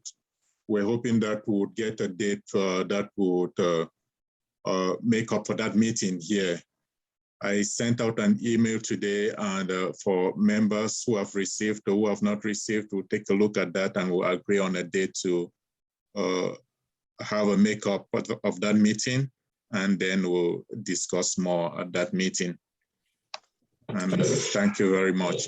For one thing that I'll appeal to the General Assembly for, we really do need more members.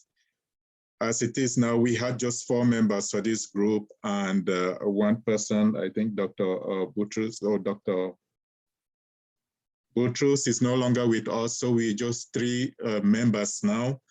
I know Dr. Tuchan used to attend all the time, but at that time he was not a commissioner. Now that he's become a full commissioner, I'm counting on him to become one of our registered members. Of course. Do I need to do anything to do that, or is it? I assume it's by default.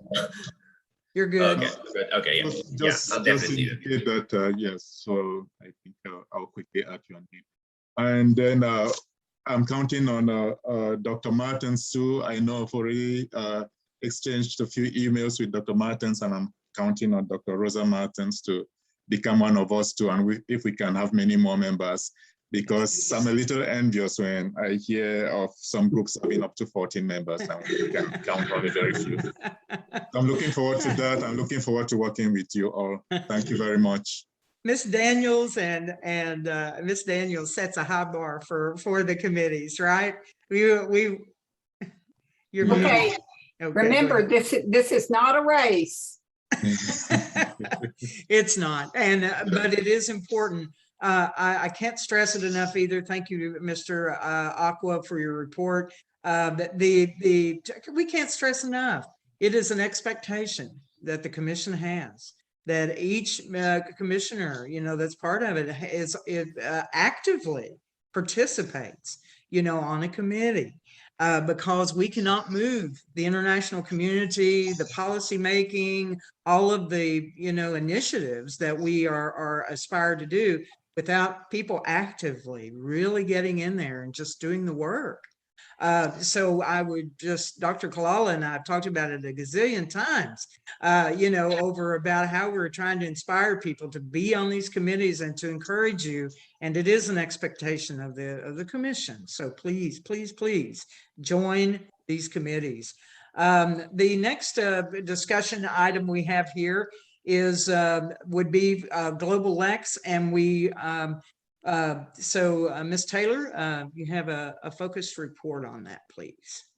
I'm trying to manage time. Very brief. I'm going to introduce Eli O'Neill, who is our AmeriCorps Vista. You want to wave at him? And we also have here Z, who has been working. He is from Center College, and he's finishing up his internship. And I'm mentioning him because he has been working all summer on a referral list that Marilyn was suggesting, and that other people were suggesting. And we started working on this because there was a complaint that 311 and others at LFUCG were sending people to agencies that did not have language assistance. And so that initiated a whole investigation and response on our part. And so Z has been working on calling all of the agencies that get LFUCG funding, whether it's by federal grant or whether it's ESR or whether it's other housing money. We are calling those agencies to find out, do you provide language assistance for information? But more importantly, do you provide language assistance to your programs? So for instance, we call the Hope Center and they have maybe, they claim they have a bilingual person who answers the phone, but they don't have any language assistance for any of their programming for English learners. So we are making or Z has made a list of the various agencies in the different areas. And so we have health, law, legal, all of the referrals that we do here at Global Lex. We're trying to be very deliberate in not sending people to agencies like Salvation Army. They do not have language assistance. And so we have to go with a person that we refer there to ensure that they're not sent away, because that's happened before. And to ensure that there is a place for them to shelter for the night if it's a domestic violence victim, for instance. So we are making that list, Marilyn, of referrals to agencies. And it seems that it's kind of divided itself into three different parts. One is we have absolutely no language assistance. Another is we have all kinds of language assistance, like Greenhouse 17. They have bilingual people, they have languages line. And then there's a middle one where they might have a Spanish speaker, but their programming is not open to the foreign language speakers. So we have to be very intentional in how we describe this agency. They may give you information in another language, but they don't really have the programming, like Arbor Youth or the Jubilee Jobs. They don't have, like I said, the Hope Center. So this is something that I hope to report. It was supposed to be a big report for the MEAC, because the MEAC initiated this question, right? Are you referring people to people that can't handle the language issues? So that's a work in progress. It's in, and I want to thank Z for taking it on, grabbing the bull by the horns and really tackling it. He is leaving us next week, so we are in a rush to get as much done as possible. I'm probably going to work with our new administrative assistant and with our new Vista, AmeriCorps Vista, to help us research as much as we need to further. But I expect to send out this report to the MEAC as soon as possible. We're what, 90%? Mm-hmm. We're about 90% finished with this. That is wonderful, Ms. Taylor. Thank you. That's terrific. And currently at Global Lex, we have no programming. We just barely opened the center, and we're not quite sure with the Delta variant how things are going to pan out.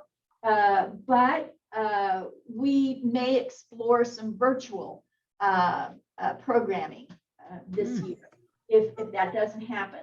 I also want to just mention two things from the mayor's office and that Global Lex has been very involved with, and that is the survey and the proposals for the $120 million that the city is being given by the ARPA funds.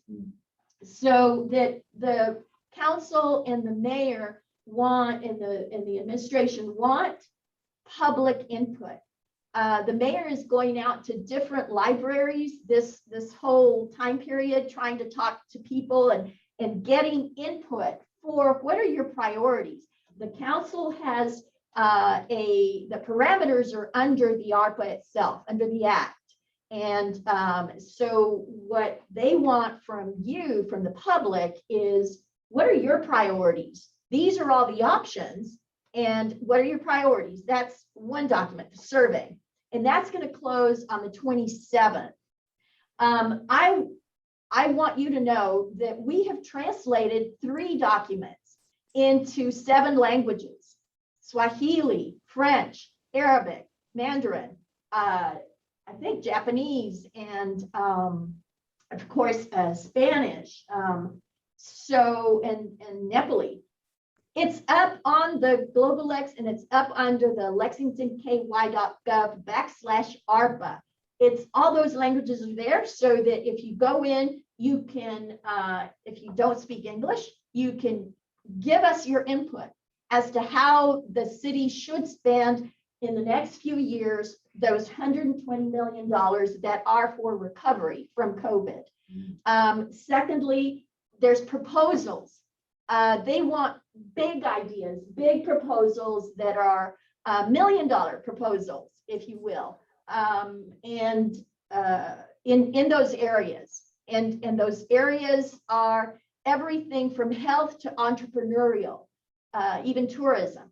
So we need those big ideas, but we need the international community to please. We've made this huge effort to translate all those documents. They're up there, they're available. Please help us distribute them. That's my big ask today, is that the commissioners help us distribute all of this work product that we've been involved with to ensure that that the community has a voice in this major opportunity.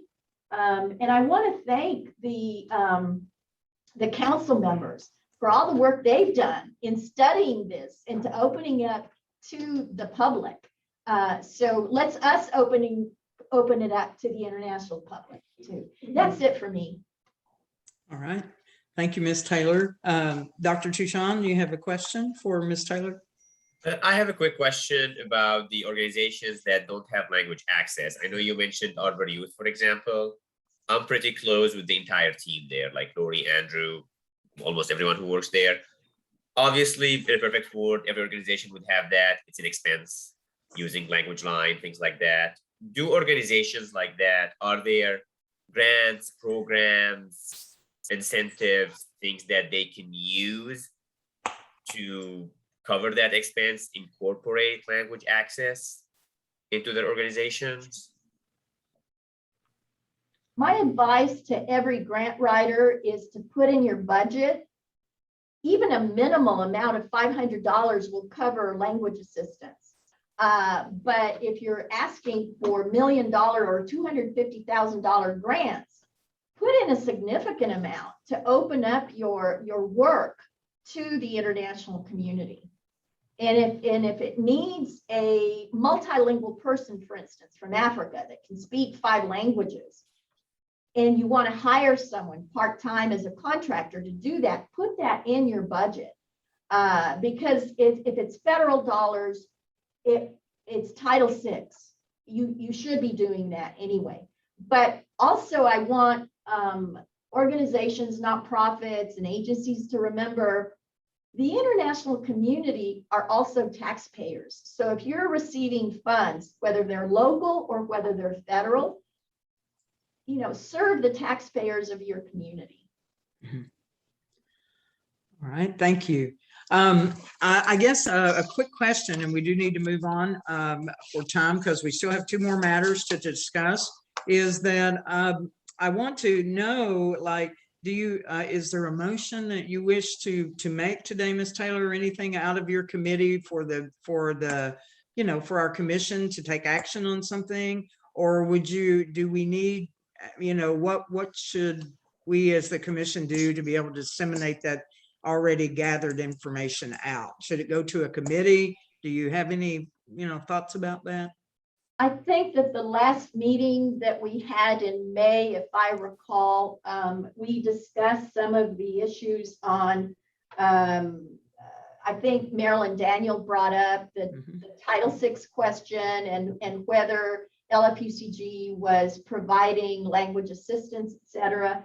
I think that this whole huge amount of work that we send to the commission, I would like for the commission to be well informed and to give us feedback on next steps.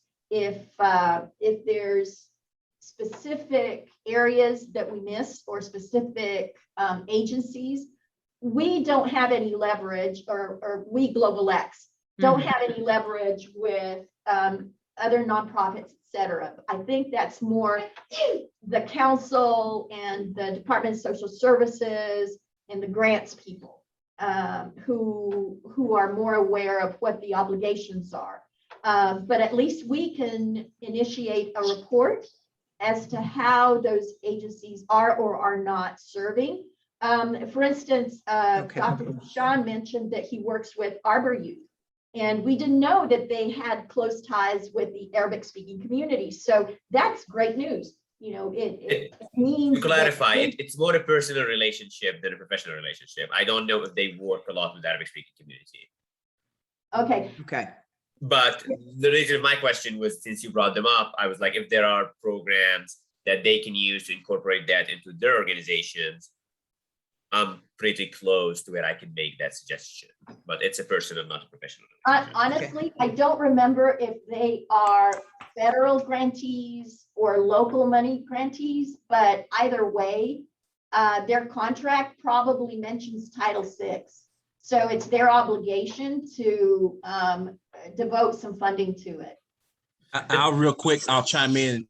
I'm on the board at Arbor, and we have both local and federal dollars. Okay. So thank you all for your comments. Ms. Taylor, I think that, I think I can give you, let me give you a call and let me, follow up on this to make sure that, as the commission and the direction you want, this vision of in regard to languages and to these reports, that the commission is doing what we need to do, certainly as chairs, to facilitate, this information and to move it in the direction that you want it to go. You all done. Would that be a good next step? Okay. Yes. All right. All right. Oh, okay. So if without any other comments on that, we're going to move to the next item on the agenda. And this is the, we have two other points very quickly, and we have exactly 20 minutes to make sure that we do this efficiently. So this is the International Business and Workforce Development Committee. It has been inactive for most of all of 2021. And we are fortunate today to have Mr. Carpenter back with us, and he has been the chair of this particular committee. And we have talked about what are the next best steps, in regard to what will happen with the Business and Workforce Development Committee. And let me first maybe just open it up and say, Mr. Carpenter, if you'd like to have any comments you'd like to share with the commission one way or another before we kind of have a little more of a discussion about, I don't know, what's the best next steps, for this committee to take to reinvent itself or to re-engage itself. Go ahead, please. Yeah, absolutely. First of all, thank you to everybody who has been so encouraging over the last several months as we've been dealing with family crisis and family deaths and all of this stuff, and life is starting to get back to normal for us. So I have, several of you have reached out and have made contact and have been encouraging and supportive. And I, want to say how much I appreciate that and how much I've enjoyed working with this group over the years. even though I've not been able to be active on the committee side of things, in my work side, I have been active on the economic and the workforce development through my job at JASC. I have had several meetings over the last few months with several of our international companies. Now, take most of those have been our Japanese companies because that's kind of where I focus on. You know, those have been with Toyota, Sumitomo, Tetsu, Topi, and NHK on the workforce area of the lack of workers. And we've had several conversations about how we could get the international community or the refugee community on their radar. I'm also fortunate that my office is in the Kentucky Chamber building, and I share with the workforce development here. So I've had several conversations with them in their committee meetings about how we can engage our international community to do that. And then the other area is with the issues that we've had and some of the things that we're adapting in our organization. And also on the community side, I'm a member of Calvary Baptist Church, and they're working with the Kentucky Refugee Ministry on finding host families. And I've been kind of meeting and talking with them in regards to how to prepare these refugee people for the workplace. And those are some of the conversations I've had with our companies on providing what needs that we can provide and to get the international community more engaged or involved to be recruited. Part of those are language classes. We in our organization has started English classes for the international community that right now that we do online. But I know that there's several churches that are interested in leading English language classes, and I've had those conversations as well. The other conversation that we've been having is we know that a lot of the international community that's here or the refugee community that has relocated here are trade skilled people that do have degrees. And I've had several conversations with Isabel about several people that she has had contact with that have, you know, engineering degrees or medical degrees or things like that. And we don't have the, I want to say, memorandum of understanding with those universities or countries. And those are some of the conversations that we are having here in Frankfurt on the education or the workforce development on the state side, is how can we explore that, because we are in such a need for workers right now. A lot of our companies, and it's not just our international companies, but they're all competing against each other. And they're kind of snitching and taking each other's employees from each other, and they're kind of going back and forth.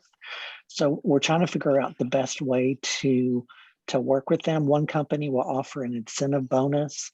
You know, you can work for us for 3 months and we'll give you a $5,000 bonus. And then, you know, they'll work there. And then another company down the street says, hey, we'll give you a $3,000. So then they hop and jump and things like that. So we're having conversations with our companies on how to do that. We are in the process of setting up a webinar with our HR companies, and all the things that we do. Even though it's the Japanese world, we include all of our international companies to look at what can we do to recruit and work our immigration employees and our refugee.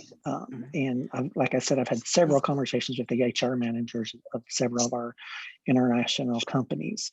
So behind the scenes, I've been working, but moving forward, I am totally 100% supportive. If somebody else wants to take the lead on this committee, I will support you 100% and still work on that if someone's interested. If the committee feels that, you know, they're ready for me to jump back in and get, I'm willing to do that as well. So there is no hard feelings on my side since I've been out on, I guess, more on personal matters than that. Okay. So. Okay. Well, thank you, Mr. Carpenter. Thanks for sharing that information. And you know, we are trying, as a commission, we are looking at what is the next best step for how, you know, what we do with the International Workforce Development, committee. I guess currently, I would look to our executive committee maybe to chime in on this rather quickly. Is that what recommendation do we believe will be best, you know, for the commission to take in regard to this committee? We can leave it inactive, and then the commission could perhaps do some planning as a whole and see what other commissioners may have interest in participating in this committee. If there is strong interest in that, and I do mean about 5 people that would be able to fill that committee, then perhaps the commission could decide to re-energize that and take another approach of that in January. I think that the most important piece is that whatever we do, that we do have, you know, we have the pieces in place that will make sure and ensure, you know, that it is a viable and good committee that is serving kind of the needs of the commission. So I would, Ms. Taylor, your hand is up. I'm not sure if are you making, is this a comment here or a question? A quick one on a couple of comments that David made. Targeted English is what I would like to, if I can make a suggestion for adults. What we find is that when it's a job-related English class, targeting the industry, targeting whether it's the hotel industry, whether it's the restaurant, whether it's the manufacturing industry, I think that adults have relayed to me very often that they learn very much more quickly when it relates to what they're doing every day. And so if you teach English by industry, it helps the individual learn faster. Okay. Well, okay, thank you. And does anyone have a comment about that's kind of focused around the idea of what we do here is in the best interest of the committee itself, and how, you know, what it should, you know, next step do we want to take? Do you want to, you know, do we want to make a motion about this to either, you know, disband this particular committee for this time period? Do we, you know, there are other motions that we could consider. I'm looking to my executive committee as well as the other commissioners to make comment directly about that, please. Go ahead, Ms. Slaymaker. Thank you. And I'm sorry, I had my hand up before you made that comment, but let me just say one thing about our international students and work. You know, they can't work off campus while they're working on their degree unless they have something called curricular practical training. But many apply then for what's called optional practical training, which allows them to stay in the US and work a year. And they're often looking for companies that will then sponsor an H-1B as well. So in this group, at some point, it may be nice to sponsor some kinds of workshops for industries, because lots of our international students love Lexington, and they would love to be able to do this 1 year of training in Lexington. And so I just put that out there, as we know that industries are looking for high skilled employees as well. So that's just another angle I wanted to share. Absolutely. Thank you, Ms. Slaymaker. And, you know, this is an important area for sure. So do we, you know, I think that we may need to do this. Ms. Taylor, before I move to make a motion, go ahead, please. All I want to say is that we've recruited some amazing international business people, Mr. Torelli, Mr. Kaiser Huala, and I would invite them to participate in the with Mr. David Carpenter in the international business development and workforce development. I think there's a lot happening with workforce development. There's a lot of federal dollars, et cetera. Okay. I'm sorry, but I can't figure out how to put my hand up. So that's okay, Ms. If I could I would like to make one suggestion. What if we spent the rest of this year trying to reorganize and recruit members for this committee with the thought that the first of 2022, we would have an active committee that could go forward. And I'd like to make 3 suggestions. Dr. Toussaint has made a comment in the chat box. The school system desperately needs bus drivers.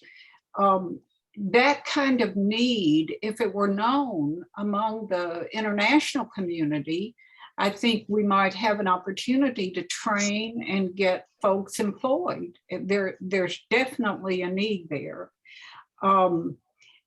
I was intrigued recently. I ran across a compilation of African American owned businesses so that you could intentionally become a customer of those businesses. If we could compile a list of immigrant owned businesses so that people could intentionally become the customers of those businesses. And I think Charles Basser made an excellent point in our executive committee meeting that the large businesses in Fayette County and the surrounding area don't really need our help. They can develop their workforces without our help. But perhaps if we focused on the small businesses, and David, I'm so glad to hear that you stayed in contact with Kentucky Refugee Ministries, because just last week, I learned of a mother-daughter refugee business that sews, does all types of sewing. KRM has, I think, different groups of refugees who either have started small businesses or would like to start small businesses.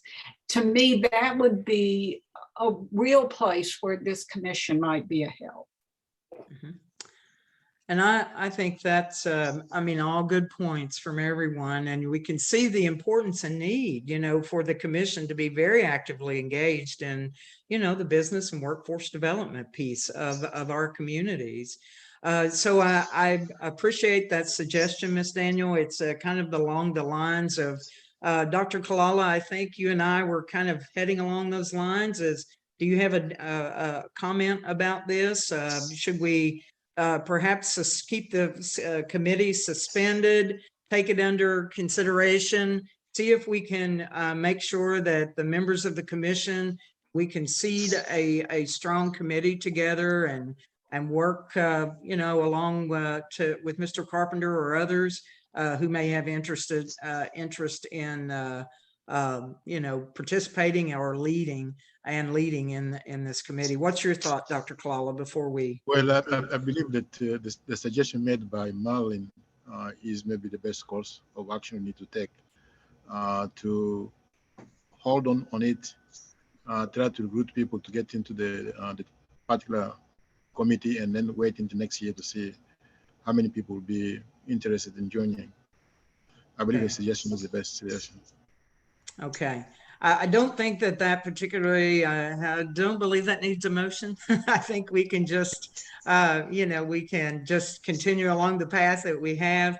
And let's see, if you have interest in this particular committee, will the commission then, or, you know, the chairs will honor this suggestion and just hold and kind of wait and see if we have a group that is committed to really working to build this committee and to build initiatives behind it, and then revisit that in January of 2022. Does anyone have any like general comments or opposition to that, or, you know, just wishes to speak? We have 5 minutes left. It looks like so. 3 members. One more meeting. It looks like 3 members have just joined the committee. 3 members have. Yeah, Very good. Very good. Yeah. Well, very good. Marilyn, I'm Thank just you. reminding everyone that we have a November meeting, Yes, the we last do. quarterly meeting. Yes. And if we can be seated before January, all the better, right? If we can solidly have a seat the committee, it has a vision and a plan and steps for actions that it will take as we move forward, then I think that the earlier, of course, is better too. I agree. Thanks, Ms. Taylor, for commenting on that. Okay. So, Mr. Basler, did you have something, or can I move on? I'll just be as quick as I can be on it. And Marilyn mentioned a bit. I think that, you know, defining the scope and the focus of the committee would be helpful. I agree with her. It seems like here what we discussed generally on the commission, it seems like the members of the community that could most benefit and that the Urban County Commission and Mayor would be most interested in is how to help the smaller businesses, people who work for the smaller businesses, because the larger companies are probably not looking to the mayor for solutions to problems. Right. I agree. I think that's where the heart of this could really be, and certainly the good beginning, you know, for where to focus. But okay, so I believe that that brings us to our last piece of this, which is the just to say that, you know, today, you know, my commission expires here on August 30th. I do not plan to reapply, but I will. Willing to stay on as co-chair. I am allowed to stay on, I believe, as Ms. Taylor, right? Ms. Taylor is indicating, shaking her head, yes, that I can stay on until the commission finds, you know, the new co-chair with Dr. Kalala. So today, I don't know if there are persons who are willing that have interest in co-chairing this commission. If you do have interest, if you could kind of make yourself known, you know, I guess, you know, just speak up here and say if you have interest. Do we have, Ms. Taylor, have you been contacted, or do you have any input on this you could provide today? No, no one has contacted us. We do have several members of the public that are making applications. So we're moving forward very quickly on new commissioners. We have 2 in the works right now. Diane, this is Crystal. May I say something real quick? Yes, ma'am. So I want to say thank you for everything that you did for this commission. And because I was the chair for a long time, and so I can say thank you for all you did in forming this commission and everything you do for Kentucky and the world, and, you know, leaving such a deep impact in people's lives and organizations' lives. And for me, I know we're going to stay friends, we're going to stay in touch, but you were such a big role model for me learning how to be a commissioner and discourse and so forth. You know, thank you for that. Oh, that's very kind, Crystal. And it's just been a joy for me. It really has. And I'm learning how to be a commissioner. I've had to learn through 6 years of learning how to be a commissioner.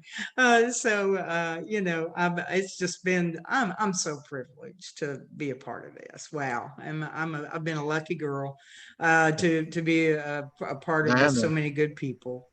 So, and I would like just to add to what Dr. Brody just said. You have been of such impact on me too. I just need to put it out there. Wow. Thank you, Dr. Kalal. And I want to add to there is a, you know, there are some people that make us internationals very safe. And we don't worry about making a mistake or using the wrong words or, you know, so forth. And you're definitely one of the people that make me feel extremely safe. Thank you. Oh, You're welcome, very much so. We all should feel safe. We all are valued and important, and you know, no one should ever have to live in fear nor believe that their lives and their you know, value to their community and to each other is not 100% always, you know. So certainly my privilege about that. And I want to, so really the whole discussion, other than you all are making me emotional, I think, is to say, if you have interest in the commission and co-chairing, I don't see anyone saying that they have interest in a position where we're not in a position today to take a vote, I don't think. I would like to open that up to all of you to say, if you have interest in becoming the co-chair of the International Commission, please reach out to us in an email, reach out to Isabel in an email, reach out to any of the executive chairs in an email, or to Dr. Kalala and I, and let us know of your interest. And then perhaps as we move along to the November meeting, I will stay engaged here so that to make sure that this transition is nice and smooth. We will, you know, and then in November, perhaps you can elect a new co-chair, you know, for the commission. So with that to say, oh, you're all so nice, all of these beautiful comments. Thank you very much. Is there anyone else? Does any members of the commission, do you have any comments, final comments before we leave today, or thoughts or questions? Open that up for the floor for anyone that wants to discuss anything. Okay, all right. So seeing none, Dr. Kalala, any final comments before we depart today? No, I would just maybe, I mean, no comments. Okay, all right. We can just move to adjourn since we are already all right. going to be on time. All right. So Dr. Kalala, is there, you know, as said, do we have a motion to adjourn? Okay, someone speak up. Do we have a motion to adjourn? I move that we adjourn the meeting. Okay, who's the second? Who do we? Second. Mr. Wallace and Mr. Aqua, first and second. So with that, have a wonderful, you know, next, we're heading into fall. I hope that you have a beautiful summer, what's left of summer left. And, you know, if you need anything at all, please reach out to us at any time. So thank you again, and we'll see you next time. All right, bye-bye. Thanks, y'all. Have a good one. Thank you. All right, you too. Bye. Bye. Bye.